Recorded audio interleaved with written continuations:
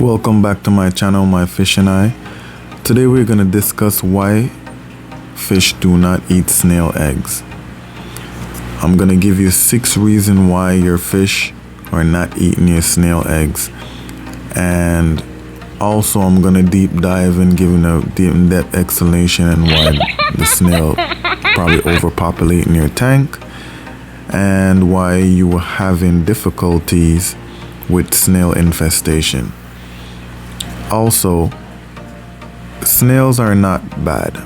Just I know a lot of people, they don't like to see them because they're overpopulated in their tank or they're eating their plants.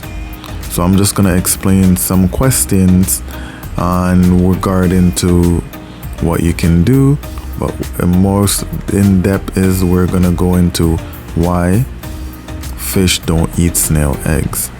But first, let's start off. What is a snail? A snail is like the janitor of the aquarium. It eats dead plants. It literally eat the algae. It just eat up leftover food. A snail is a gastropod which belongs to the large family of taxonomic class of invertebrates within the phylum Mollusca called Gastropoda. Are snails harmful? When we're talking about snails, I'm more referring to snails we keep, that's aquatic snails. There are other different snails in the world. We're not talking about land snails. Let me be clear. We're talking about aquatic snails because we're dealing with aquariums. All snails are good for the aquarium. You may not like it, but it's true. Sometimes people do not like them, as I said, because they eat plants. Example, apple snails. Other snails don't eat plants, they just eat dead plant matters. Or it get overpopulated. But a lot of times when their tank is overpopulated, it's the snail actually communicating with you that guess what? You're feeding too much. So we have to get a bigger janitor cleanup crew to help clean up your mess.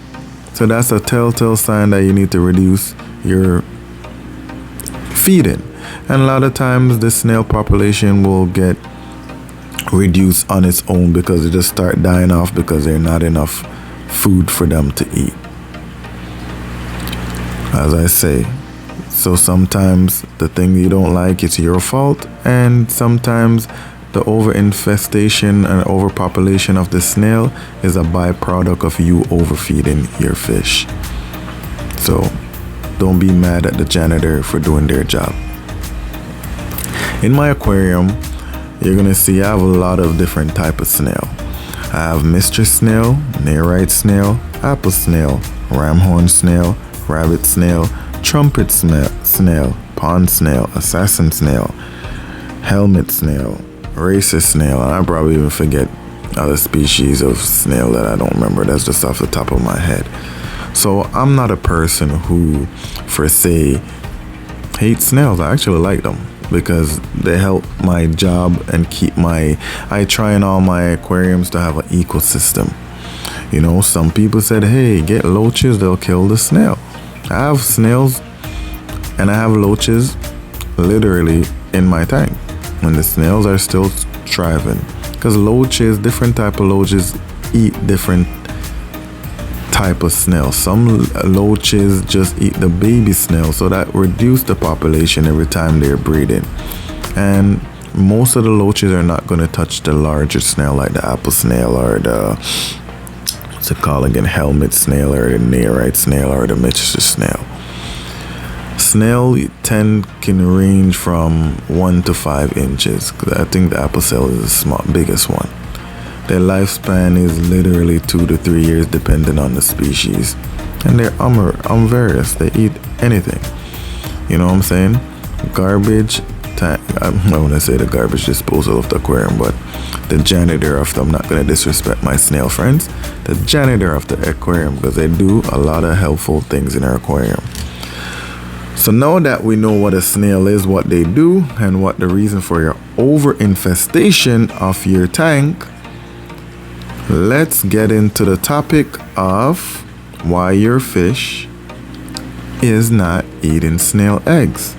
Because a lot of people don't know that snails are pretty smart in their survival tactics. That's why they've probably been around for this long, and they're resilient, and it doesn't matter what you do, you feel like you can't even get rid of them if you try, because they adapted with how to survive. And I'm gonna show you why fish don't eat their eggs. A lot of fish don't eat their eggs. That's why even when you see so much fish in the tank, the snail population is still striving. As long as they're food, they're good. This is a racist snail and its eggs. And in this tank, I have clown loaches, yo-yo loaches, I have a whole bunch of rainbows, I have shrimps, I have a lot of different inhabitants in here. Times they try to pick at the snail, but they're resilient. And in this tank, I have bladder snails, I have racer snails, I have trumpet snails, and the clown loach tend to help to manage the trumpet snail population. But I like them because they turn the soil for my plants, and I feed this tank a lot, that's why. But I don't mind, because when I created so much snails, I have a puffer and I just feed them to them, so it's a food source for me as well. So we're gonna get into 6 reasons why fish do not eat your snail eggs. 1. Snail eggs mass structure.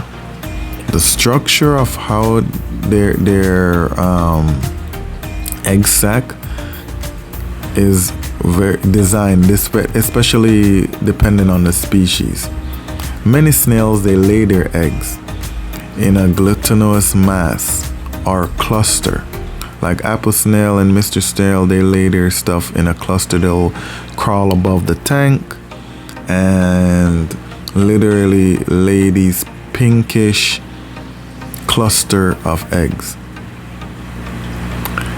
And as you see, like bladder snails and ramshorn snails, they just lay their stuff in the glutinous structure. You see these white little film.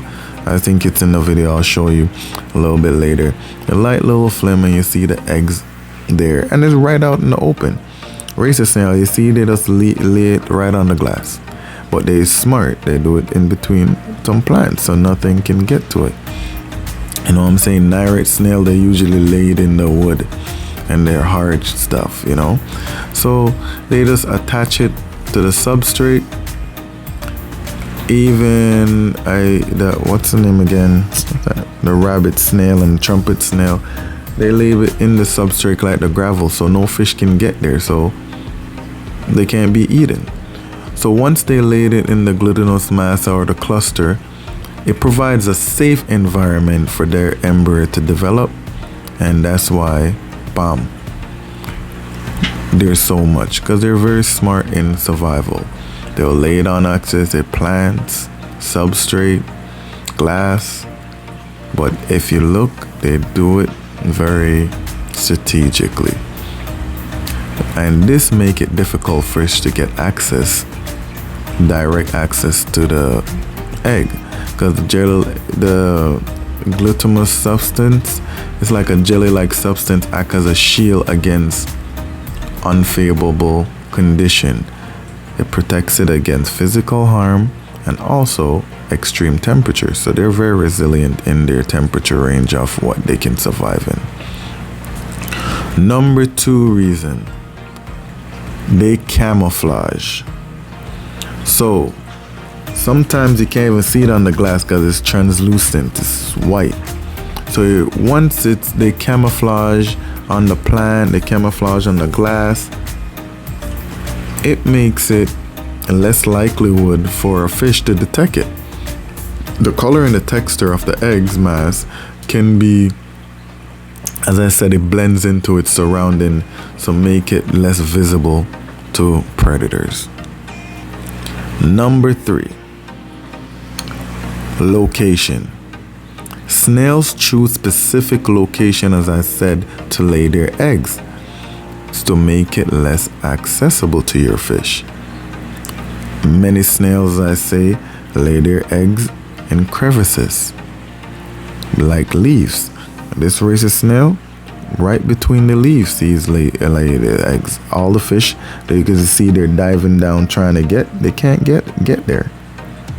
Even though they're diving down in attempt, he picked out the spot, or she pick out the spot, because it's perfect spot.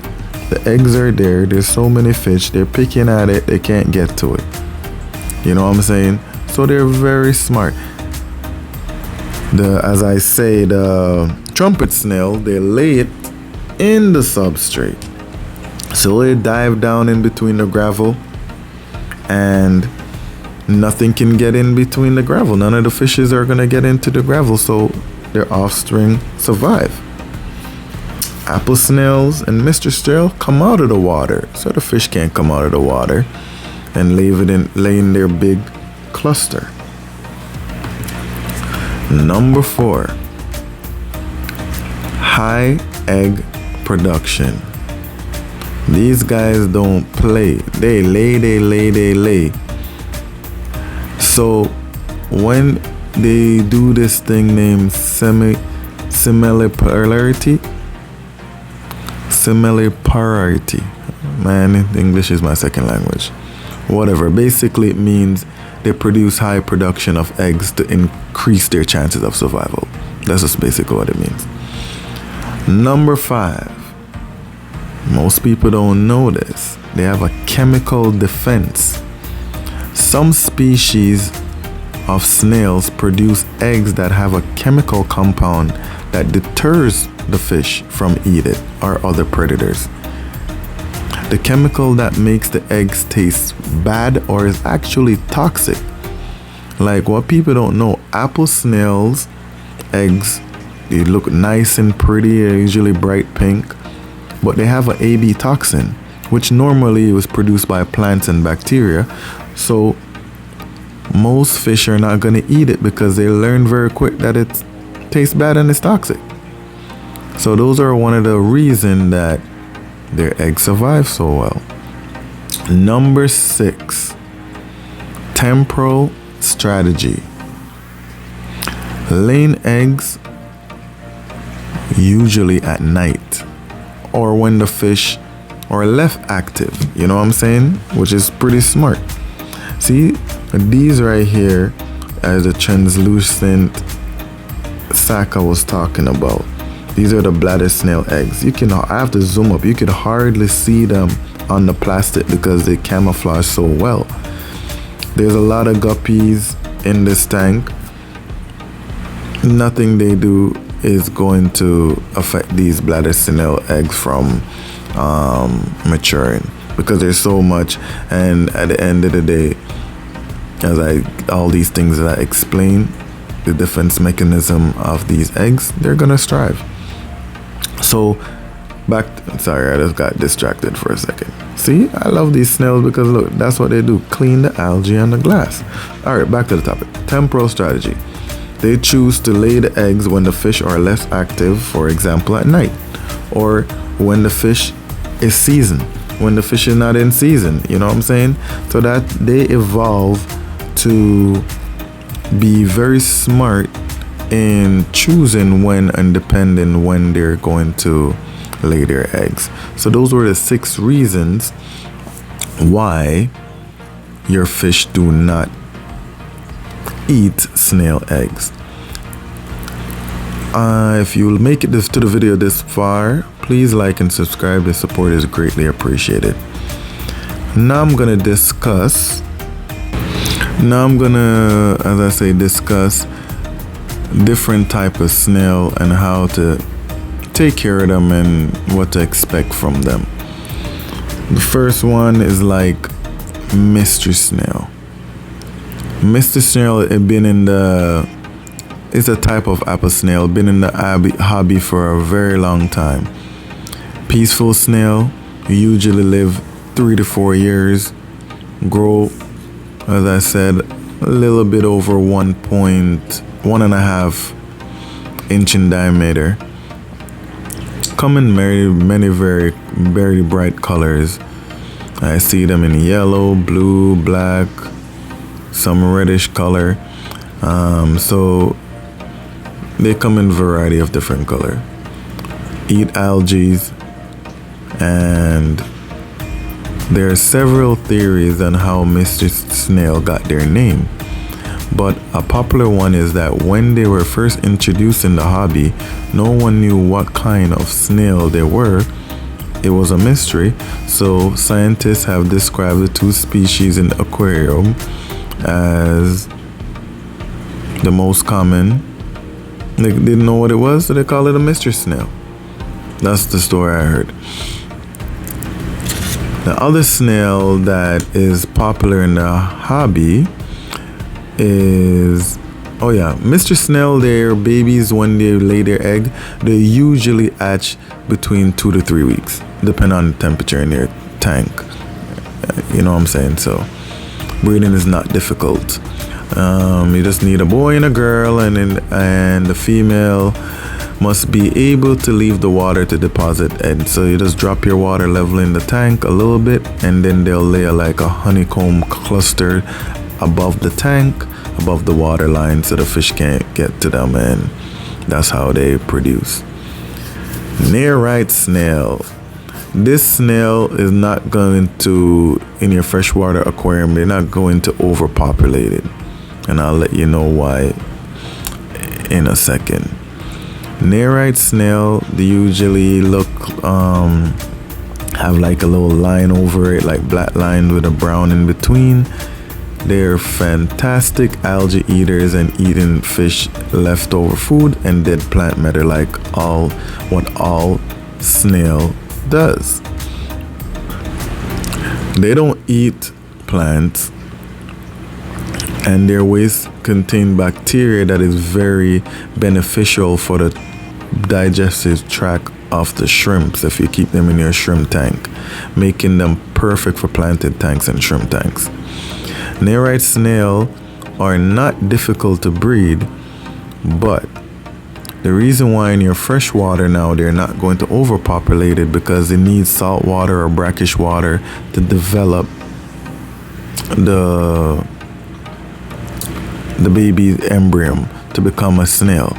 So if they usually lay their hard eggs in, as I said, in crevices, or they love to do it on driftwood. They get in it very hard, and then you just take out the driftwood and put it in salt water and brackish water if you really want to. Create more nerite snail, but that's why they're loved in the freshwater aquarium, because they will not populate your tank, because it doesn't matter what you do.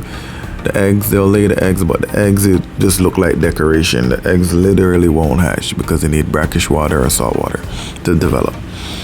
They live around 5 years. I have a few, probably for over 5 years now, to be honest. And they just slowly crawl around and do their thing. And they're bigger, so at the end of the day, you'll see them, and they look kind of cool. So I suggest that's the most one to get. Another one that it looks a little bit like the trumpet snail, but it's called the rabbit snail. Oh, now. The rabbit snail grows up to 4 inches. It's one of those bigger snails come from Indonesia. They live up to probably 3 years, and they do very best in a larger aquarium, because I have a few in my 150 planted tank. They don't mind. They're very resilient. They can go from temperature from 70 degree Fahrenheit to 84 degrees Fahrenheit. You know what I'm saying? They're very, very tolerant in court of they prefer warmer water, but they'll survive in wide range because that tank fluctuate according to the season. Slightly alkaline water they like, pH of probably 7.8 to 8.4. So I mix crushed coral in my tank, and also I crush eggshells to help them with that. They feed on soft algae and dead plants and other detritus, but they will also eat sinking pellets and algae wafer. You don't really have to worry about that. Just feed your fish and they'll survive. They don't bother the plant and nibble on nothing. You know what I'm saying? But one thing that's interesting with this snail is it gives birth to live, fully developed young. That's right. That's including a milky white egg pod, and the baby usually born one at a time. Yeah.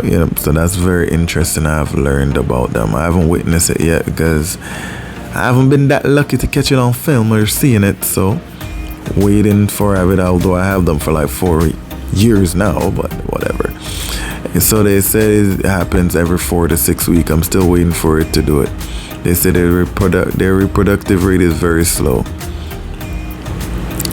A next snail that I know everybody like and know about is assassin snail. Native to South Asia, popular because they think they're going to help with their snail infestation. You better have a lot of assassin snail if you want them to go and chase down and hunt down your snail, because they eat other snails. You have to have a lot. I have them in a snail. At first I didn't know the benefit of snail. I bought a bunch of them. The pond snail and the ramshorn snail and the bladder snail outcompete them. They couldn't kill them enough. Because I always like snails in my fry tank, so I have to feed a lot. So when they get too much, till I realize it was my fault. I have so much snails because I'm overfeeding. But hey, when you have fry, you have to feed like 5 to 6 times a day, and the snails are good. So now I don't even bother with the assassin snails. They're still roving around there, but they can't even keep up. So they're having fun in hunting down their snail. They grow about 1 inch, and you'll see them alternate between yellow and brownish like a bumblebee stripe on them. They like to burrow in the substrate, and then they just come out for food, something like the trumpet snail. So those were the assassin snail. What other? Oh, one of my favorite snail, the ramshorn snail. These snails, I have one that's pink, one's blue, one's brown. They come in a lot of different color morph. They are very good to have in your fry tank or your shrimp tank, because others consider them a pest that eliminates at any cost, but they're great at eating soft algae and dead plant matter and leftover food. So all my shrimp tanks are I have them in my shrimp tanks and my fry tanks, so when the fish don't eat it, they clean up the mess, and I have them almost in all my tanks because I love them. And if you stop feeding a lot, the population will balance out itself. You know what I'm saying? So it control algae, control uneaten food, and at the end of the day, they're a very good, fun snail to have. The Malaysian trumpet snails. Man. These guys, they multiply. They multiply. Oh my goodness, you can't have enough of more of these guys. These guys are one of the snails I feel like they multiply the most, and it's probably almost impossible to get rid of these guys. I have these guys, that's what I tell you. In that tank, I have clown loaches. They said it will kill them. The clown loach can't even keep up because there's so much of them in that dirted substrate. I have them in my sump. I try to take them out at this point. we stop. We stop. We just love them now. And what I do is I just scoop them up and feed them to Bobby. Bobby's a Fahaka puffer and he loves them. So at this point, they're doing their job. Ain't mad at them anymore. The next snail I have are pond snail. Look at those trumpet snail. Are some pond snail. So pond snail, a lot of times what do? I do ponds to grow up my fries outside. So these guys always get in there. I don't mind them. As I say, I like all snails. So these guys always get in there and help clean the algae out of the plants, and they're very scavenger. While others consider them pests, I like them. I like all snails. They grow about to 1 inch or less. Dull looking snail, but they move fast and they eat algae, eat dead plant matter, eat detritus, eat the uneaten fish food. So they don't bother me. They don't bother my plants. They're very peaceful. People just don't like to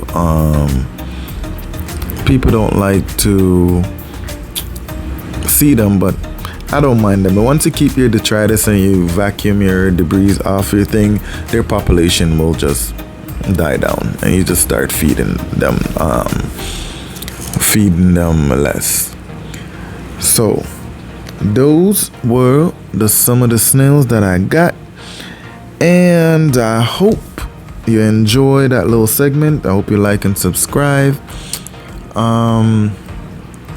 Don't worry, there's no bad snails. Snails just a necessary part of the ecosystem, and it's all about your perspective. So keep the snail alive because they're helping your tank. And if you have too much snails, it's telling you you're overfeeding. So just listening to the symptoms of listen to what your aquarium is telling you, because just try to make an ecosystem and it's always will balance itself out. If you make it this far, you have to like and subscribe at this point, because I know snails is not the most interesting topic, but I realize nobody really talk about them, and they're such a great addition to any aquarium because it helps keep it stable and balance the aquarium. And a balanced aquarium is a great aquarium, and they matter. So please, as I said, like and subscribe. Your support is greatly appreciated. And at the end of the video, I will just show you what I do with excessive snail, because I feed them to Bobby. As I say, I keep them in my fry tank. This is my guppy fry tank. That was my bristlenose super reds fry tank, and they don't bother nobody. They're just taking off the algae off the glass, algae off the plant. Most of these tanks I have no scrubbers, because between the bristlenose plecos and the snails, they do their job. I'm just going there and eating up all the algae off the glass or off my plants. So I don't really have no algae problem. As you see, look how much snails are in this. Is guppy fries, snails, ramshorn snails, bladder snails, and super reds, bristlenose plecos. Look at this one, it's nice and blue. Other ones are brown. We have some pink ones in there, and you see, they're just attached to the wood. They ain't bothering nobody. The bristlenose plecos jumping over them, sometimes crawling on their back, sometimes they're crawling on each other's back. They're on the wood. They keep that stuff real clean and nice and neat on the plants, even on the roots. If you look closely back there, on the roots, cleaning them roots. So they're good janitors, man. You hire them, so be thankful when your aquarium is clean, because I'm telling you, without them, your system probably would crash, and you probably from overfeeding, because overfeeding is one of the greatest thing to destroying your water quality. So the snails help manage your bad behavior, and sometimes you have to overfeed because they have so much fish. you literally want them to all get some food. And especially when you're growing fries, you're feeding a whole lot. And you don't always want to have to be going there and gravel vacuuming and everything like that. So when you have excessive, you can feed them to your clown loaches. When you have excessive, you can feed them to your pufferfish. So you can use them instead of your perspective of that they're pests. You can use them actually for a food source for a fish that you're gonna keep. So it's all like a nice ecosystem.